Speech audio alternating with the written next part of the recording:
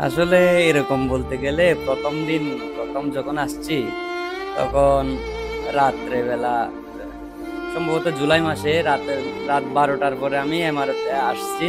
Airport থেকে বের হয়ে দেখতেছি যে মানে অনেক গরম, মানে গরমের তাপ। আমি চিন্তা করতেছি এখন রাত 12টা বাজে, মানে এখানে যে এত গরম, দিনের 12টা বাজে কি গরম হতে পারে। আর আরেকটা জিনিস, কাজের থেকে এসে আমাকে কেউ আসলে বলে নাই যে পানিগুলা আগের দিনে রাখতে হবে, গোসলের পানি। আসসালামু আলাইকুম সবাইকে। আমি ইয়াসিন অপূর্ব, প্রবাসী ভীষণ গল্পে আপনাদেরকে স্বাগতম।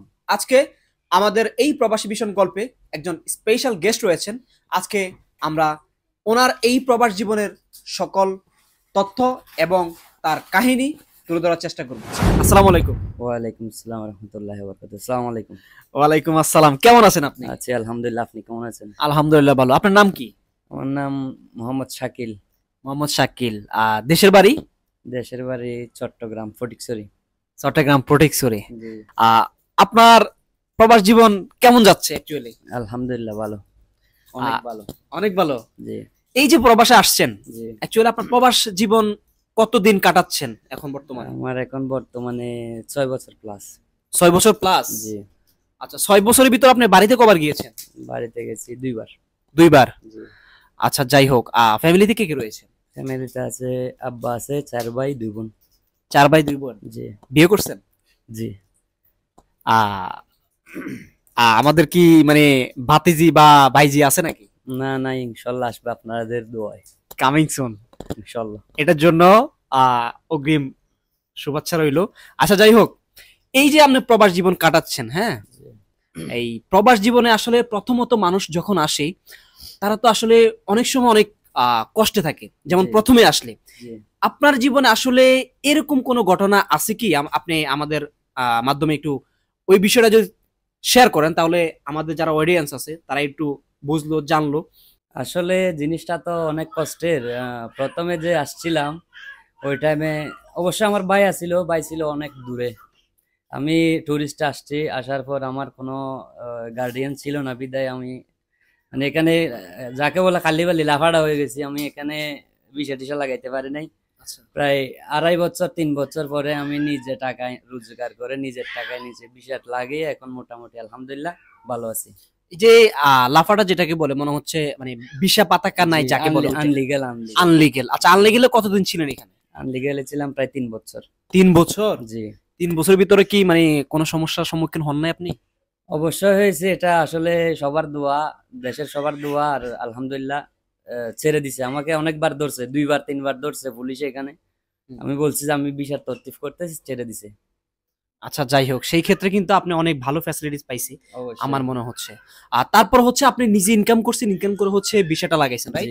জি যাই হোক, এখন পর্যন্ত এই যে যে বিষয় লাগাইছেন ওই বিষয়ের উপর আছেন নাকি? জি। আমি ওখানে আছি, এখন দ্বিতীয়বার আবার বিষা লাগাবো, এখন টাইম আসতেছে বাস। আচ্ছা, অ্যাকচুয়ালি আপনি এখানে কি কাজ করেন? আমি এখানে টাইলসের কাজ করি। টাইলসের কাজ করেন। জি আহ, আমরা জানি যে এই দেশে কিন্তু টাইলসের কাজটা অনেক বেশি, আর টাইলসের মিস্ত্রির মনে হচ্ছে ডিমান্ডটা একটু বেশি, রাইট? জি।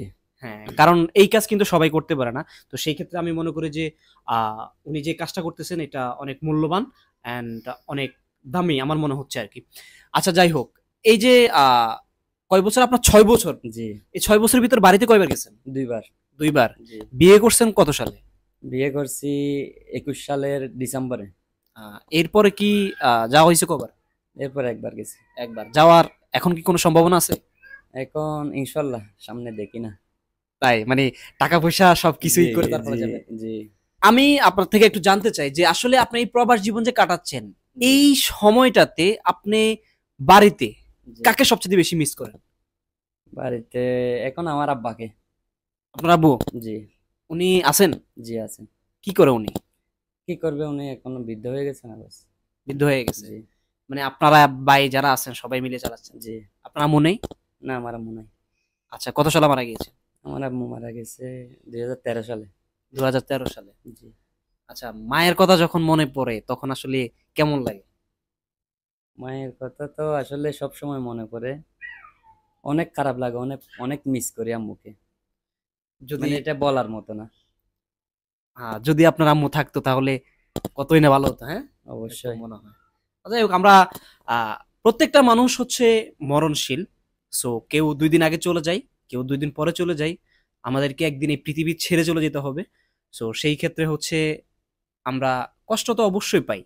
আর সবচাইতে আমাদের মায়ার জিনিস, আমাদের ভালোবাসার জিনিস সেটা হচ্ছে আমাদের বাবা মা। তো সেই ক্ষেত্রে ওনার মা আগেই চলে গিয়েছেন। তো ওনার আম্মুর জন্য আমরা দোয়া করি যেন ওনার আম্মু জান্নাতবাসী হয়। আচ্ছা, এই যে প্রবাসে আছেন, জি। আপনার কতটুক টার্গেট আছে যে আর এই দেশে থাকবেন? আসলে সেটা তো বলা যায় না, কখন কোথায় কতদিন থাকতে হয় সেটা একমাত্র উপরওয়ালাই জানে। আচ্ছা, এই যে এই 6 বছরে জি। দেশের ভিতরে কিছু করছেন? মানুষ তো প্রবাসে আসলে অনেক জায়গা জমিন বাড়ি গাড়ি করে, এরকম কিছু করছেন? না ভাই, এরকম কিছু করতে পারি না এখনো 6 বছরে। বাস দেশে গেছি, আসছি, বাস এই আর কি, এতটুকুই? এতটুকু। আচ্ছা, যাই হোক, আপনি কার আন্ডারে কাজ করতেছেন বর্তমানে? বর্তমানে কাজ করতেছি আমার বড় ভাই জাহাঙ্গীর ভাই। আচ্ছা আজকে ওনার ওখানে আসছি দাওয়াত খেতে, বাস আপনার সঙ্গে দেখা। আচ্ছা, যাই হোক, আমি আপনার থেকে একটু জানতে চাই, কারণ হচ্ছে আপনি যার কথা বলেছেন, জি। আমাদের প্রবাসী ভীষণ চ্যানেলে ওনার একটা ইন্টারভিউ আসছে। জি। অ্যান্ড ওই ক্ষেত্রে উনি অনেক কথা বলেছেন ওনার আন্ডারে যেই মানুষগুলা কাজ করেন, জি। ওই বিষয় নিয়ে আপনাকে আমি একটা কোশ্চেন করতে চাই। এটা হচ্ছে পার্সোনাল কোশ্চেন, ঠিক আছে? জি। এই যে বলেন। আপনারা কাজ করেন প্রবাসে, তো আমরা জানি যে যারা কাজ করে তারা অ্যাকচুয়ালি কাজের পরে যেই তাদের শ্রমের যে মজুরিটা, জি। হ্যাঁ, ওইটা অনেক সময় পায় না। সেই ক্ষেত্রে আপনি যে ওনার আন্ডারে কাজ করতেছেন, জি। আপনি কি ঠিক মতো মানে ওই শ্রমের মূল্যটা কি পান? অবশ্যই। না পেলে তো কেউ শ্রম দেবে না, 15 দিন দেবে, 1 মাস দেবে, এরকম মাসের পর মাস তো কেউ কারো পিছনে ঘুরবে না। না, অনেক এখানে যারা কাজ করান বা ঠিকাদার রয়েছেন, জি। তারা হচ্ছে কাজ করে হচ্ছে টাকা দেয় না। সেই তুলনায় আসলে আপনি যার কথা বলেছেন, যার আন্ডারে কাজ করেন, যে ওদের তুলনায় মানে উনি কতটুক মানে আপনার নিজের থেকেই মনে হয় যে না, উনি অন্যজনের থেকে বেটার? অবশ্যই, ও তো সবার থেকে বেটার আমার মনে হয়। আমার যখন প্রয়োজন হয় যে ভাই টাকা দেন, টাকা দিয়ে দিচ্ছে, আমি কাজ করতেছি, বস টাকা নিচ্ছি। যাই হোক, এটা কিন্তু অনেক ইম্পর্টেন্ট কথা। আপনারা দেখছেন যে আমাদের প্রবাসী ভীষণ চ্যানেলে একটা ইন্টারভিউ আসছে। উনি যার কথা বলেছেন, উনি একজন ঠিকাদার। সো ওনার আন্ডারে হয়তো কয়েকজন মানুষের কাজ করে। তো উনি একটা জোর গলায় কথা বলছেন যে হওয়ার সাথে সাথে আমি চেষ্টা করি যে তাদের পারিশ্রমিক যে টাকাটা ওটা দিয়ে দেওয়ার জন্য। তো আজকে ভাইয়ের সাথে কথা বলে আমি যতটুকু বুঝতে পেরেছি বা উনি যতটুকু বলেছেন, আজকে সেটা আমরা প্রুফ পেয়েছি। আর আমি মনে করি যে এই যে মানুষ কাজ করে, কাজ করার পরে যে তাদের শ্রমটা, ওদের শ্রমটা কিন্তু, এই যে শ্রমের মজুরিটা, এটা কিন্তু সাথে সাথে দেওয়াই উচিত। আচ্ছা, যারা হচ্ছে এই যে কাজ করার পরে টাকা দিতে চায় না, হ্যাঁ, জি। আপনি ওদের উদ্দেশ্যে আসলে কি বলতে চান? আসলে এটা তো উচিত না, কারো শ্রমের টাকা খাওয়া তো এটা উচিত না। আমি শ্রম দিচ্ছি, গাম ঝরতেছে, রক্ত ঝরতেছে অনেক টাইমে, আসলে টাকাগুলা তো খাওয়া উচিত না। এটা ইসলামের দৃষ্টিতে দেখে এটা গাম শুকানোর আগে টাকা দিয়ে দিতে হবে। যারা মুসলিম অবশ্যই তাদের এই জিনিসটা মাথায় থাকা দরকার।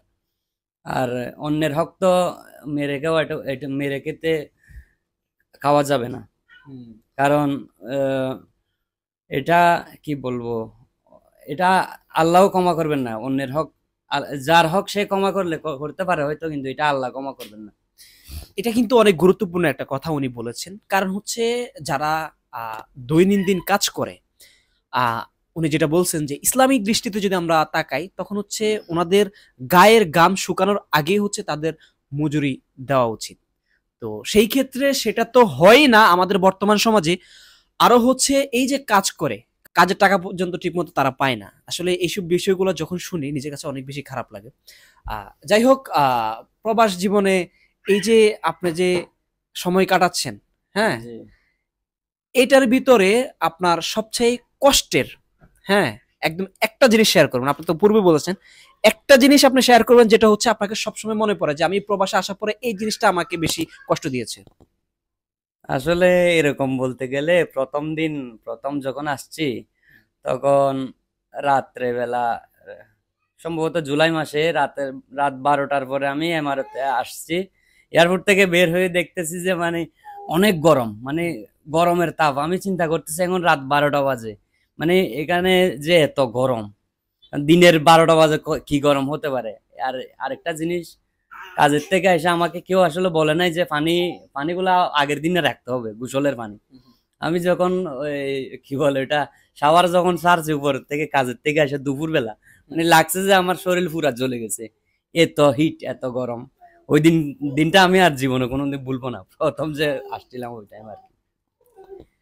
খুবই সুন্দর একটা কথা বলেছেন যে এই যে প্রবাস জীবনে আমরা নিত্য নতুন যদি কোথাও যাই, তখন কিন্তু ওই দিনের যেই কোনো স্পেসিফিক বিষয়গুলো আমাদের মনে থাকে। উনি যে বিষয়টা বললেন, ঠিক আছে। তো যাই হোক, আপনার সাথে কথা বলে ভালো লাগলো। আমরা আছি প্রবাসী ভিশন নিয়ে। এই যে আপনার প্রবাসী ভিশনের কথাগুলো বলছেন, হ্যাঁ, আমাদের এই প্রবাসী ভিশন টিম, আমাদের এই প্রবাসী ভিশন চ্যানেল সবসময় প্রবাসীদেরকে নিয়ে কাজ করে। তো সেই ক্ষেত্রে আমাদের এই প্রবাসী ভিশন চ্যানেলের জন্য কি বলার আছে? আসলে প্রবাসী ভীষণ চ্যানেলের জন্য বলা হলো, সবাই লাইক কমেন্ট শেয়ার করবেন, বাস এতটুকুই। আর আপনার জন্য দোয়া রইল, অবশ্যই আমাদের জন্য দোয়া করবেন।